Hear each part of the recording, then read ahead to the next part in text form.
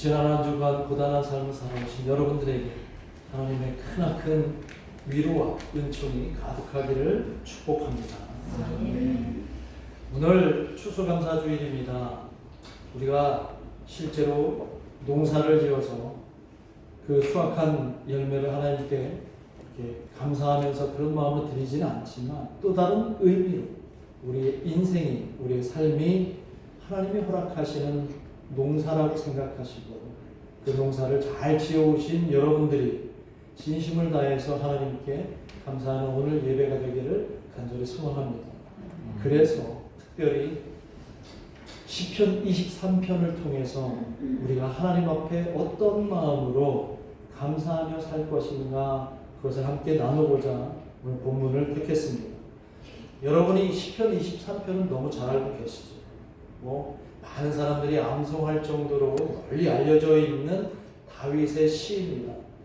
그 시편 23편을 읽다 보면 왠지 목가적이고 전원적이며 아름다운 풍경이 막 드리워지고 상상되는 그런 아름다운 시입니다.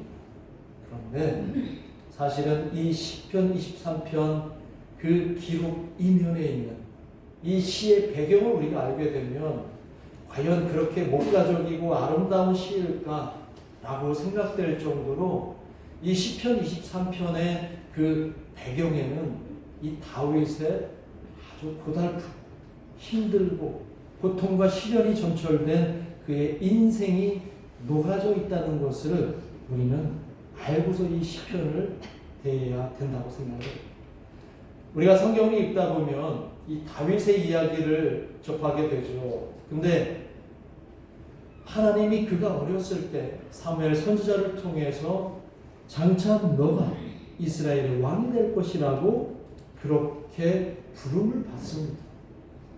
그때까지는 이 다윗이 목동이었던 이 다윗이 그냥 한 귀로 흘렸을 수도 있지만 하나님이 사무엘을 통해서 그에게 장차 이스라엘의 왕이 될 거라고 말씀을 하셨죠. 그리고 그 말씀을 받들고 다윗은 살아갔지만 금방 이스라엘의 왕이 되지 않았습니다. 그리고 그가 왕이 될 때까지 어떤 삶을 살았는지 우리가 성경을 보면 이런 지독하게 고통스러운 삶도 없다는 것을 우리는 깨닫게 됩니다. 장차 그가 왕이 될 때까지 상상할 수 없는 고통과 시련이 그에게 따릅니다. 그리고 사울 왕의 총애를 받고 그의 곁에서 그를 보좌하고 있을 때 웬걸 사람들이 다윗에게 찬사를 보내고 다윗의 인기가 올라가자 이 사울 왕은 시기심에 불타서 다윗을 죽이기로 합니다. 이 다윗은 졸지에 비참 도망자의 신세로 이 사울 왕의 칼을 피해서 달아납니다. 그런데 이 사울 왕이 끝까지 다윗을 죽이려고 하죠. 그 과정에서 이 사울은 너무나 큰 고통과 고난을 당합니다. 그렇게 우여곡절 끝에 이 다윗 왕이 마침내 사울 왕이 죽고 나서 왕위에 오르게 되죠. 그 다윗이 왕에 오른 후에 이스라엘은 어쩌면 태평천국을 이룹니다. 주변국들을 차례대로 정복을 하고 이 다윗이 이끄는 이스라엘 제국은 굉장히 평화로운 시기를 맞이해요. 그런데 이 다윗에게 주어진 이 평화가 영원히 갔을까요? 우리가 성경을 읽어보면 다윗에게 허락된 그 평화는 그렇게 오래가지 않았습니다. 이후에 다윗에게는 또 다른 고통과 시련이 닥치는데 특히 자신의 가족과 관련돼서 사울 왕의 그 칼을 피해서 그렇게 힘들었는데도 또다시 자기가 왕이 되고 나서도 다윗에게는 자신의 가족과 관련된 고통과 시련이 닥치죠. 그 가족의 이야기 중에 여러분들이 잘 알고 있듯이 다윗에게는 암논이라고 하는 장자가 있었죠. 그런데 이 암논이라고 하는 다윗의 큰아들 장자가 그 암논의 이복 여동생인 다말이라고 하는 그 여동생을 어떻게 합니까? 차마 할 수 없는 몹쓸 짓을 저지르죠. 그랬더니 이 암논의 이복 남동생인 압살롬이 자신의 누이였던 그 다말을 아주 몹쓸 짓을 한 그 암논을 어떻게 합니까? 죽여버려요. 복수를 하고 죽여버려요. 그때 자신의 장자 암논이 죽었을 때 다윗이 어떻게 합니까? 통곡을 하죠. 이럴 수는 없다. 그리고 대성통곡을 하면서 그 슬픔을 오롯이 다 담습니다. 그리고 나서 그 자신의 장자 암논을 죽인 압살롬에게 책망을 하자 이 압살롬이 어떻게 해요? 아버지인 다윗 왕에게 반기를 들고 반역을 합니다. 그때 다윗의 심정이 어땠어요? 결국 다윗의 부하가 이 압살롬을 어떻게 합니까? 죽이죠. 그리고 그 죽음의 소식을 들은 다윗은 그 자리에 주저앉고 땅이 꺼지도록 대성통곡하면서 나의 아들 압살롬아 그렇게 외치죠. 이게 다윗의 인생이었어요. 사실 우리가 다윗을 알기로는 굉장히 위대한 왕, 이스라엘의 영원히 기억될 만한 화려한 왕 이렇게 생각되지만 그 개인의 인생사는 이렇게 우여곡절도 많아 이렇게 고통과 시련이 끊이지 않고 그 이후에도 계속되었던 것을 우리는 알게 됩니다. 그런데 놀라운 것이 그가 이런 고통의 과정, 인생 속에서 가장 아름다운 시편인 시편 23편을 기록했다. 그러니까 우리는 시편 23편을 읽을 때 그의 고통과 시련 속에서 그가 이런 찬양과 노래를 지을 수 없는 그런 환경 속에서 이런 아름다운 시를 하나님께 드릴 수 있었다는 것을 깨닫고 우리는 시편 23편을 대하면 될 것 같습니다. 오늘 시편 23편에 그 고달프고 고통과 시련을 인생을 살았던 다윗의 심정이 스며 있는 그런데 오늘 저와 여러분이 함께 읽은 이 시편 23편에 왜 하나님은 나를 이렇게 고통과 시련 속에서 끊이지 않도록 힘들게 하셨습니까? 라는 불평이나 원망이 조금이라도 느껴지십니까? 오늘 시편 23편 읽으시면서 다윗의 불평과 불만, 원망이 조금이라도 느껴지십니까? 안 느껴져요. 이걸 통해서 다윗은 인생 그 자체가, 존재 그 자체가 하나님께로 향해진 감사의 고백이 가득 차 있구나 이런 생각이 드는 거예요. 오늘은 추수감사주일입니다. 여러분들 다윗의 이 고백처럼 하나님께 그렇게 하나님만을 사랑하고 하나님이 나에게 여기까지 인도해 주셨다라고 그 감사의 마음을 담아서 고백하시는 오늘 하루가 되기를 주님의 이름으로 축복합니다. 올해는 요즘은 우리가 농사를 짓지 않죠. 원래는 농사를 짓는 그런 사람들에게 한 해 동안 이렇게 잘 우리에게 인도해 주시는 데 감사해서 농사 짓고 우리가 수확한 열매를 가지고 드리는 그런 의미가 있지만 오늘 이 시편 23편을 통해서 여러분들이 또 제가 하나님께 드리는 추수감사절의 의미를 새롭게 한번 나누고자 시편 23편을 함께 제가 본문으로 선택했습니다. 오늘 다윗이 고백하는 이 시편 23편은 나의 존재를 선한 길로 인도하시는 주님, 내가 주님으로 인해서 존재하는 그 이유가 바로 주님의 사랑 때문이라는 것을 고백하는 것이 추수감사절의 의미가 되는 줄 믿습니다. 그래서 구약성경에 보면 감사라고 하는 단어가 나오는데요. 감사의 단어의 히브리어가 보통 야다 혹은 그 다음에 토다 이런 히브리어로 써요. 감사하다 그러면 야다, 토다 이렇게 쓰는데 그거는 번역을 감사라고 했지만 원래 뜻은 뭐냐면 고백이라고 하는 거죠. 고백하다. 그러니까 감사는 곧 뭐라고요? 고백이다. 우리가 하나님 앞에 감사합니다 하고서 우리의 물질을 드리는 그런 차원이 아니라 우리의 삶을 하나님께 뭐한다? 고백한다라고 하는 것이 이 구약의 의미에 감사하다, 이런 의미예요. 그런 맥락에서 오늘 시편 23편이 자신은 너무 고달팠고 자신은 너무 고통과 시련 속에서 살아왔지만 늘 자신과 함께 하신 하나님을 이 다윗은 발견했고 깨달았기에 하나님께 자신의 진심을 삶을 통해서 자신의 인생을 통해서 고백한 것이 바로 시편 23편이라는 것입니다. 고통 가운데서도 나를 혼자 내버려 두지 않으시고 늘 나를 선한 길로 인도하셨던 그 주님은 다름 아닌 주님은 나의 목자이십니다. 그리고 나는 그 목자가 인도하는 대로 순종하며 따라가는 어린 양입니다. 이것이 오늘 시편 23편에 담겨 있는 거예요. 그리고 그 선한 목자 되시는 주님은 과거에도 나를 잘 선하게 인도하셨고 지금도 선하게 인도하시며 앞으로 미래에도 선하게 인도하실 것을 믿는 고백이 오늘 추수감사주의를 맞는 저와 여러분의 감사의 이유가 되는 것입니다.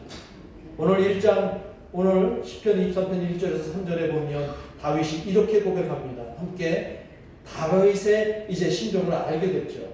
그냥 다윗이 아이고 감사합니다 하나님 하고서 고백하는 게 아니라 자신의 그 고단하고 고통과 시련으로 점철된 그 힘든 인생 속에서 이런 고백이 나왔다는 것을 염두에 두시고 1절에서 3절 한번 하나님께 고백합니다. 같이 고백합니다. 시작. 여호와는 나의 목자시니 내게 부족함이 없으리로다.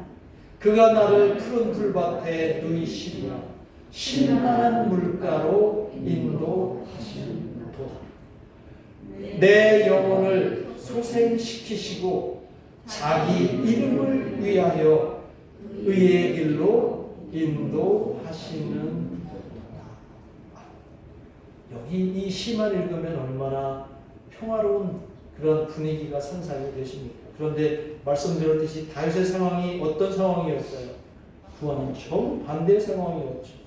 언제 불행을 만날지 모르는 암담한 그 길을 걷고 있던 이 다윗, 사울의 칼이 자신의 목을 겨누고 있는 그 상황에서 자신의 아들이 자기의 생명을 노리고 있는 그 상황에서 다윗은 이렇게 하나님께 고백할 수 있었던 이유는 하나님이 자신을 끝까지 지켜주실 것이라고 하는 그 믿음 때문이라는 거예요. 자신에게 닥친 그 위협의 상황만을 보지 않고 그 너머에 계신 하나님의 선하신 인도하신 목자 되심을 보았기 때문에 4절에서 이렇게 또 고백을 합니다. 같이 읽습니다. 시작. 내가 사망의 음침한 골짜기로 다닐지라도 해를 두려워하지 않을 것은 주께서 나와 함께 하심이라. 주의 지팡이와 막대기가 나를 안위하시리라.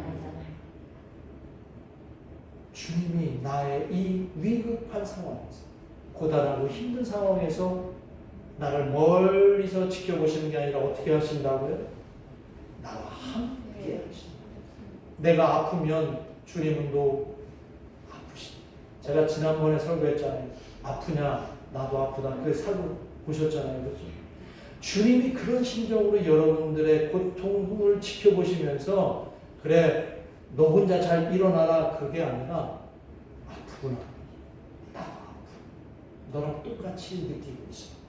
이런 공감하시는 하나님 우리와 함께 계시고 뿐만 아니라 오늘 우리의 해를 받지 않기 위해서 우리에게 해로움이 없기 위해 하시기 위해서 주님이 그 홍해바다를 모세를 통해서 홍해바다를 또 이스라엘 백성을 애굽에서 인도내신 그 모세에게 주셨던 것처럼 주의 지팡이와 막대기로 우리를 사망의 음침한 골짜기에서 안전하게 인도하신다는 것을 오늘 고백하고 있는 겁니다.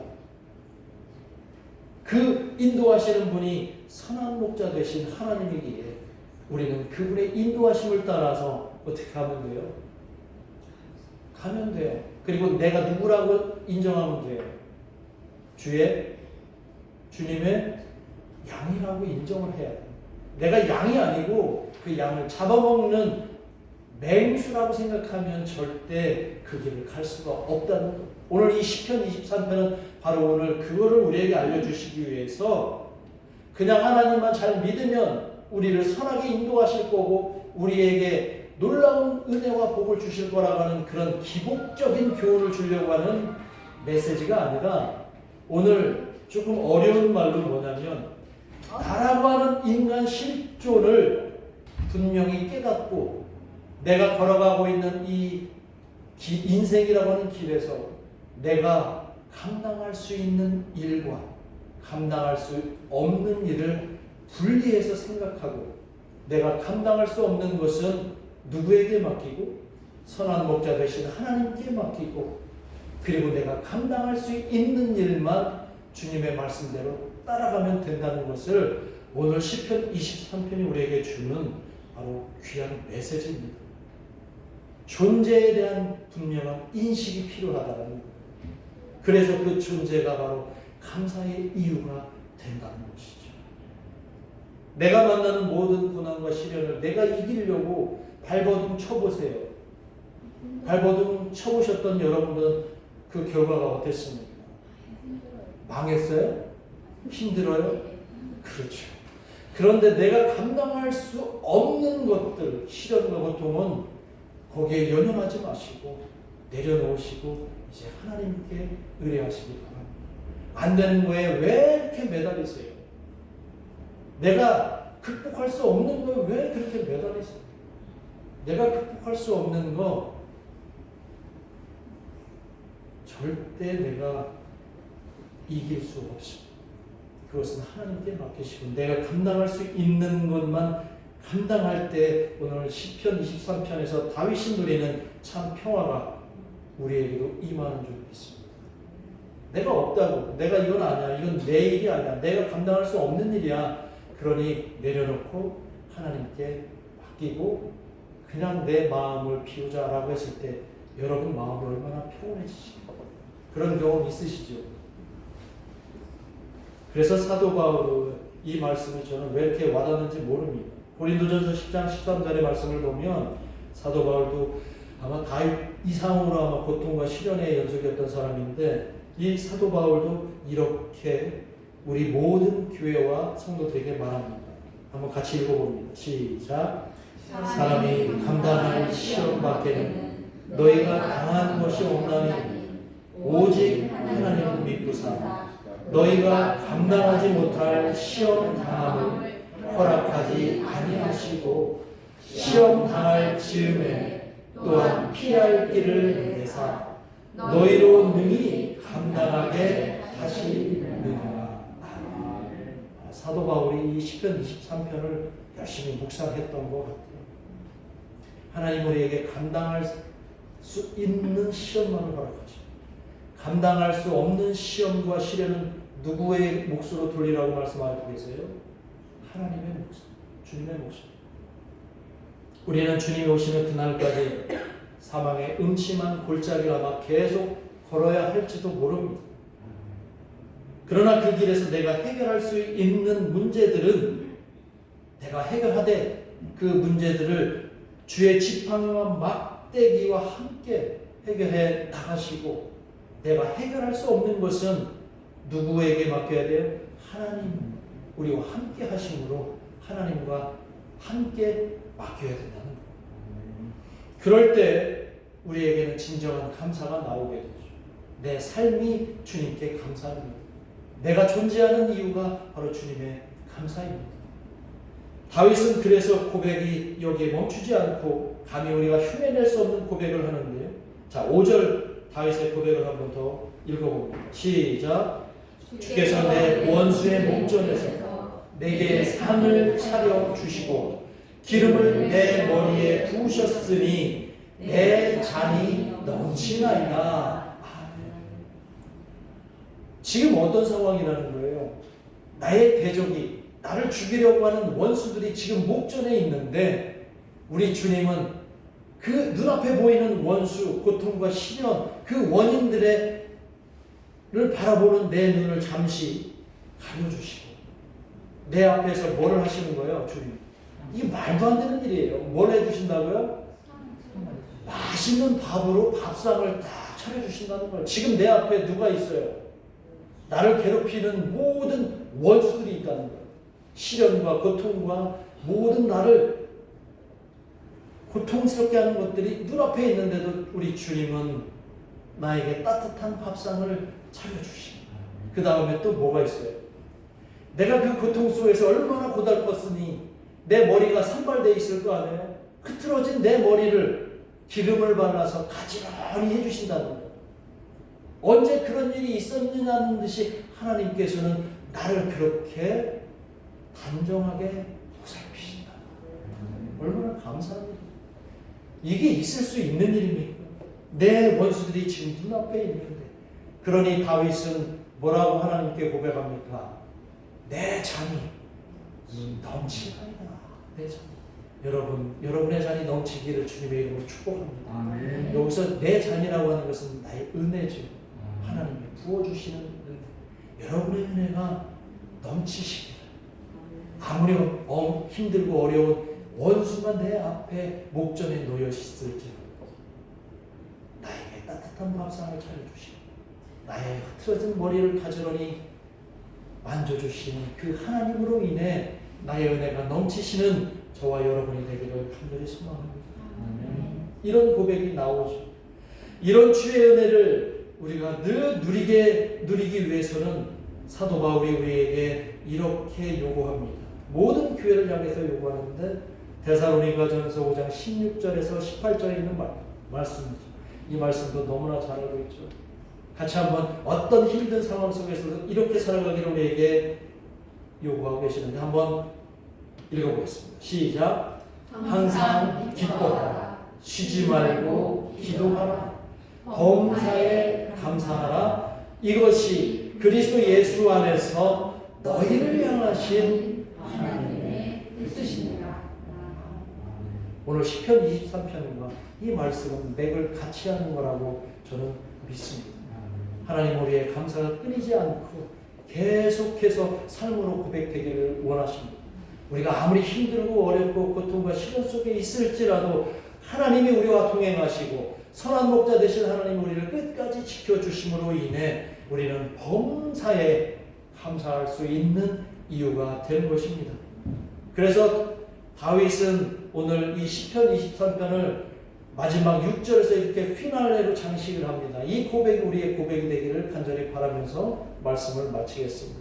한번 이 고백이 진심으로 우리 마음속에 새겨져서 고백하겠습니다. 시작. 내 평생의 선하심과 인자하심이 반드시 나를 따르리니 내가 여호와의 집에 영원히 살리로다.